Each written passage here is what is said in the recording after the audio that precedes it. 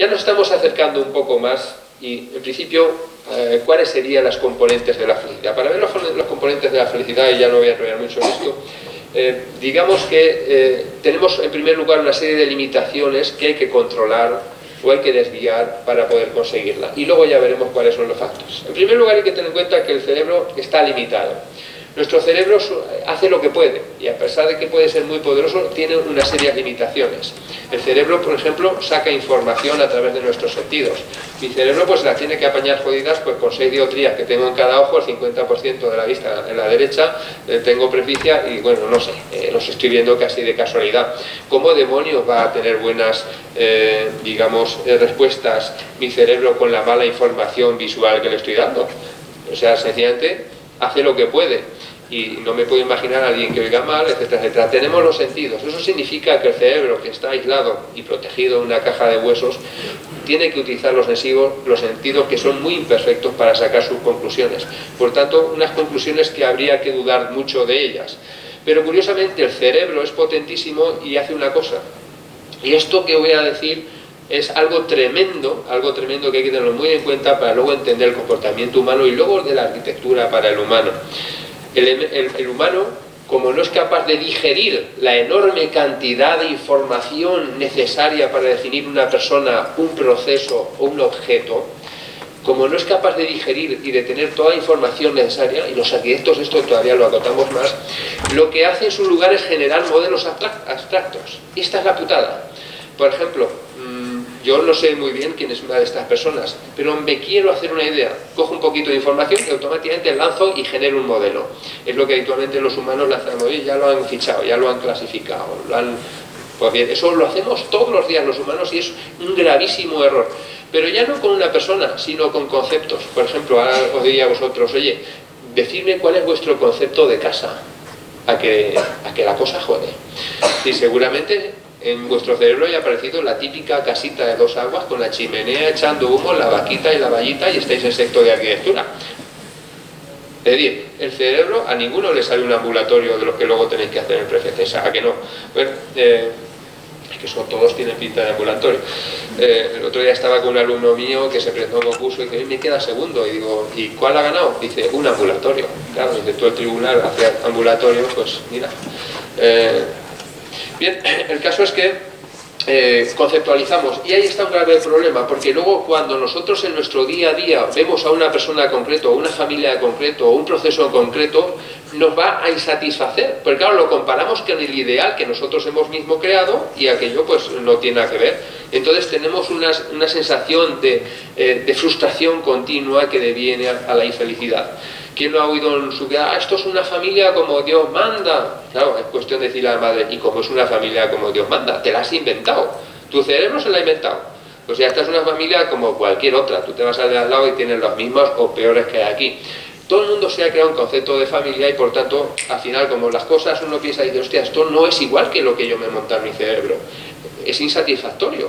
Y va a estar toda la vida insatisfactoriamente porque tú dices, hostia, esta familia no es la que tengo. Y sí, esa familia es perfecta, es lo que hay. Lo que pasa es que tu cerebro te ha engañado. Se ha montado una idealización de algo abstracto, sencillamente porque no es capaz de manipular la enorme cantidad de información que implica todo tipo de familias a lo largo y ancho de este mundo. Y para encontrar novio o novia, ya veamos, hostia, eso es peor. Bueno, es que este hombre no es ideal, no sé, claro. Tu príncipe feliz, por supuesto, no existe. Yo recuerdo una anécdota de una alumna mía brasileña de hace 5 años que decía que estaba buscando novio, tenía 25 años y dice, o sea, yo quiero un señor que esté bueno, que sea como Brad Pitt, que esté alto, guapo, con dinero, tal. Y dice, ay, y que sea huérfano, que no tenga madre, que no toque las cuentas. Entonces, claro, eso es lo que quería con 25 años. Acabó el máster y todo el mundo diciéndote, no, búscate un notario con hijos grandes, que eso ya lo han descubierto las ucranianas. No, notario viudo, que no. No, Brad Pitt de 25 años y huérfano. Bueno, al final pasaron los años, me carteo con ella, sigue sin tener novio y dice, mira, ahora que tenga la edad que tenga, el color de la piel que tenga, pero que me quiera. Es decir, Y justamente aquí tenemos la clave de la felicidad, como ahora veremos en términos científicos. Es decir, el nivel hay que ponerlo a la justa medida. El caso es que nuestro cerebro nos engaña, crea abstracciones continuamente de procesos, hechos, objetos y personas, y precisamente cuando uno actúa en la cotidianidad, aquello no casa y se va con muy lejos, salimos perdiendo si estamos frustrados toda la vida y por tanto venimos de un estado de depresión. Esto es importantísimo.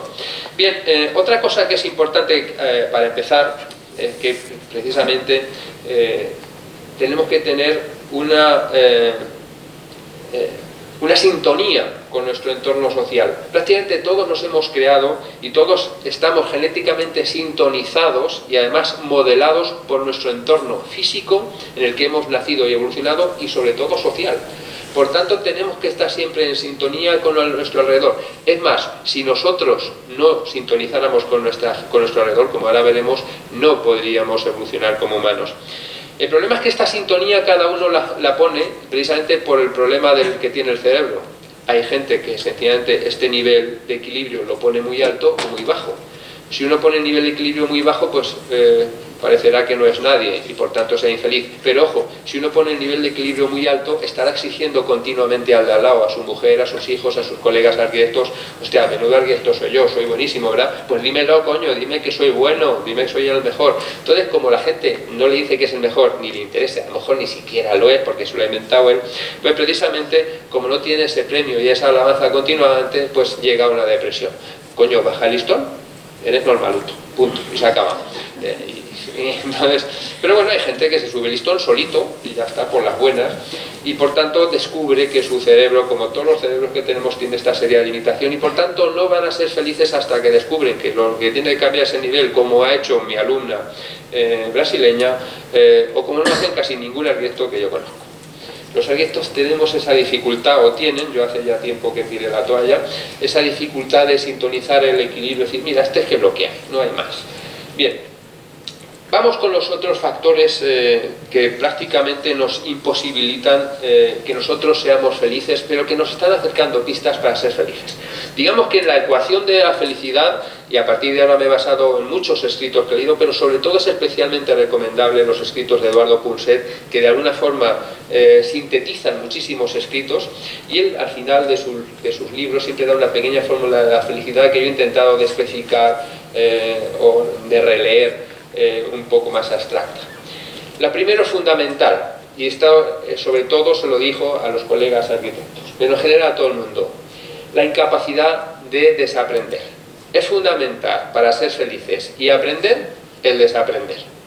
Claro, si vosotros os seguís creyendo que Colón descubrió América, si vosotros seguís creyendo que existe la Virgen María, o si vosotros os que seguís creyendo todo tipo de mentiras que se nos ha contado y que se han acumulado y amontonado una encima de otro en un bagaje cultural, pasado cultural, y aún encima de la educación actual, pues tenemos un serio problema. Porque cada vez que veamos síntomas de que las cosas son de otra forma, vamos a tener lo mismo que pasaba antes. ¿Esto es así o que eso es así?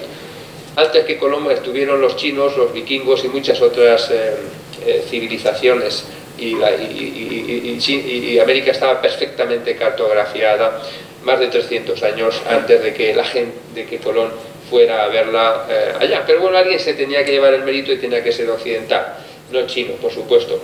Pero bueno, el caso es que si no desaprendemos, difícilmente vamos a poder evolucionar. A mis alumnos siempre le digo la misma anécdota, y perdonad que me enrolle, pero bueno, ya que os veo con cara de sufridos, pero pienso que es importante también, ya que estáis aquí, habéis hecho que aparcar aquí es difícil, ya que estáis aquí, pues bueno, si os puedo enseñar algo y vosotros a mí, mejor.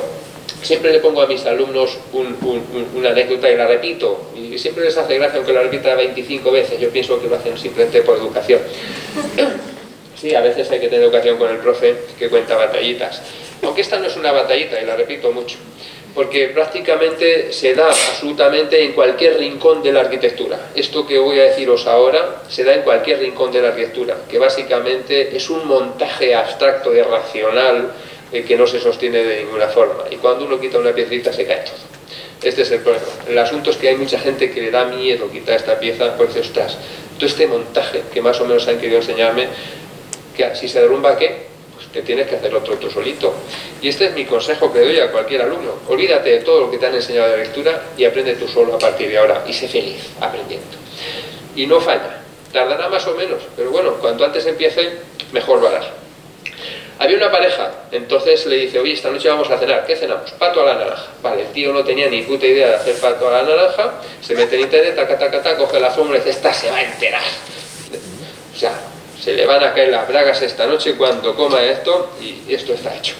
Se va a enterar. Bueno, pues el caso que le hace pato a la naranja, y llega la chica y al primer golpe de vista dice, ¿qué has hecho ahí? ¿Qué es eso? Eso no es pato a la naranja ni es nada. Bueno, lo quito en internet, pato a la naranja, mira lo que bien huele, es una maravilla. El tío está pensando, buscando su recompensa encima al individual, le dice aquello, la hemos jodido. Bueno, ¿y por qué esto no es pato a la naranja? Oye, porque tú lo has partido en dos, esto no se hace así, no tiene este color, al partirse... No, todo el mundo sabe que hay que partirlo en dos, no como tú que lo has hecho entero. Así se hace en mi casa, así lo ha hecho mi madre toda la vida, ya está. Bueno, pues vamos a preguntarle a tu madre. A ver, mamá, ¿por qué hay que partir en dos el pato a la naranja? Porque mi novio me lo ha hecho una sola y no sabe. Y hombre, ¿qué cosas se te ocurren? Porque siempre se ha hecho así. O sea, siempre se ha hecho el pato a la naranja partido en dos. Eso lo sabe todo el mundo. ¿Qué preguntas más tontas? Bueno, ¿pero por qué? ¿Es alguna cosa? ¿Sabe mejor? ¿Se cocina mejor? Coño, pues porque es así como se hace. Y más. Bueno, ¿y tú cómo lo sabes? Porque la abuela lo hace así siempre. Vale, vamos a preguntar a la abuela. Abuela, ¿por qué hay que partir el pato a la naranja en dos trozos? Y la abuela ya pasa en años y viniendo vuelta a todo, dice, en dos, pártelo en dos o en 27 partes. Dice, nosotros lo partimos en dos porque el horno de la casa era pequeñito y no cabía el pavo entero. Así que me la tenía que ingeniar partirlo en dos. Claro, como de una gilipollez se perpetúa y se queda un montaje. Y además eso pasa con la arquitectura en todos los días y en cualquier concepto. La Torre Eiffel, al principio aquello algo asqueroso y obsoleto. Y ahora, ¿quién quita la Torre Eiffel de París? Lo meten en la cárcel y no sale nunca. Y aquello, lo que se ha dicho. El Moulin Rouge, cuando me presenté al concurso de arquitectura del Moulin Rouge, aquello es que es horrible. Lo primero es decir, vamos a quitar la mierda molino esto porque esto hace daño a la vista. No se podía. Es un símbolo de la ciudad. Cualquier cosa asquerosa sobrevive y aquello ya es imperecedero. Seguramente esto que mucha gente quisiéramos que viniera algo plomo y se rompiera ahí al lado del río, pues va a estar ahí. Seguramente acabe siendo bueno. O sea, es que el problema es ese, que tenemos un síndrome de Estocolmo con la arquitectura y con nuestras ciudades. Pues bien, pero también cada vez que voy a una obra y le pregunto a un albañil, ¿eso lo haces mal, hazlo así? Hostia, se echa la mano a la cabeza y digo, ¿cómo dices eso? Si esto siempre se ha hecho así, digo, otra vez el pavo. Entonces, aquella gente que no es capaz de analizar las cosas y de él por sí mismo no está nunca a mi alrededor. Generalmente casi todo el mundo cuando hace un grupo, y eso suele ocurrir mucho, uno lo que tiene que hacer es rodearse de ineptos leales, pasa políticos, colegios de arquitectos, etcétera, lo sabéis todos. Pues no, yo prefiero rodearme de gente inteligente que piensa por sí mismo y es feliz razonando y experimentando. Eso nunca falla, porque los ineptos tarde o temprano se descubre que son ineptos.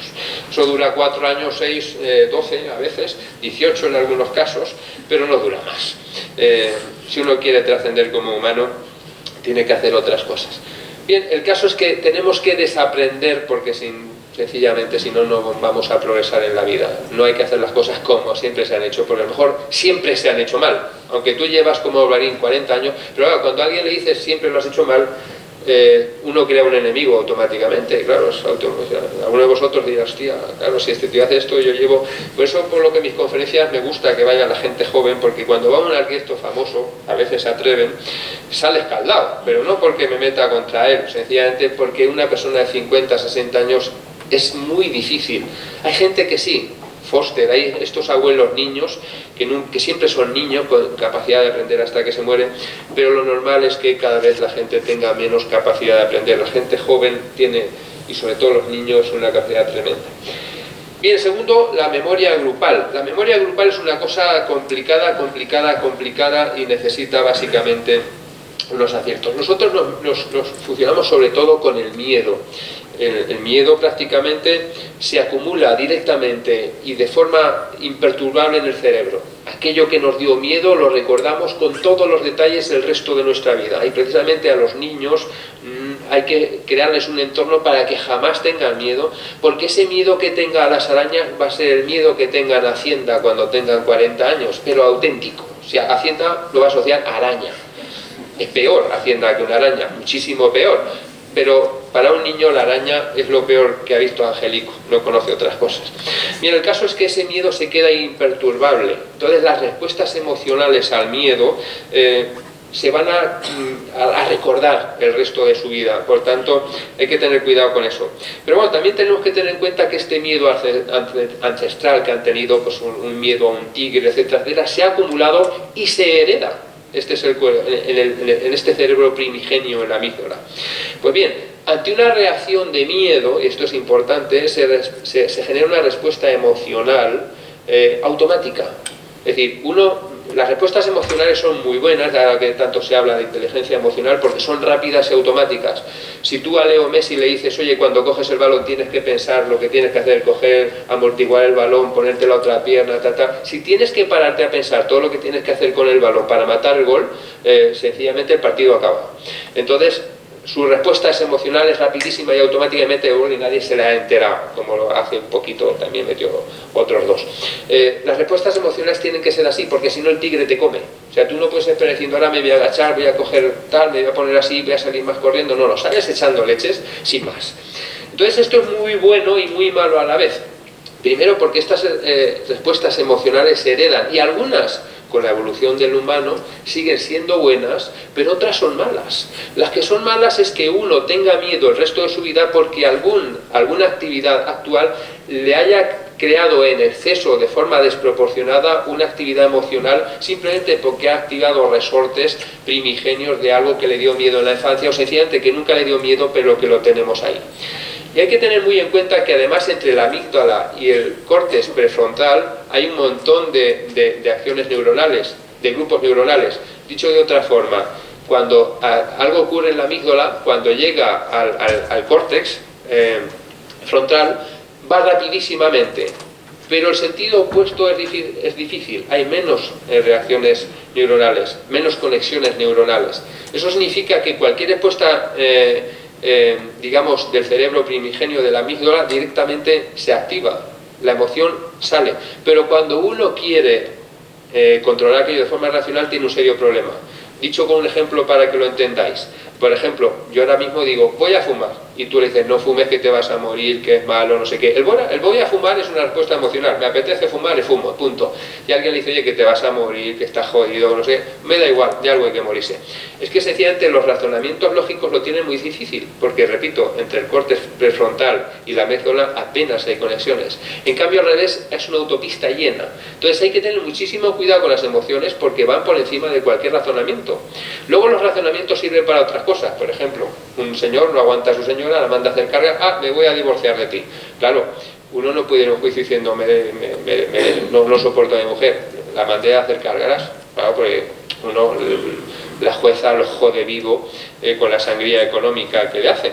A partir de entonces tiene que alimentar a sus hijos y a todos los amantes de su exmujer a partir de entonces con esta sangría.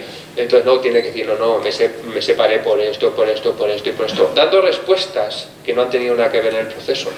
Entonces, ojo con esto porque precisamente hay que tener mucho cuidado con esta memoria grupal. Hay muchas cosas que han ocurrido en otras épocas y que hemos heredado o en nuestra infancia que se están acumulando ahí y van a generar una respuesta emocional falsa.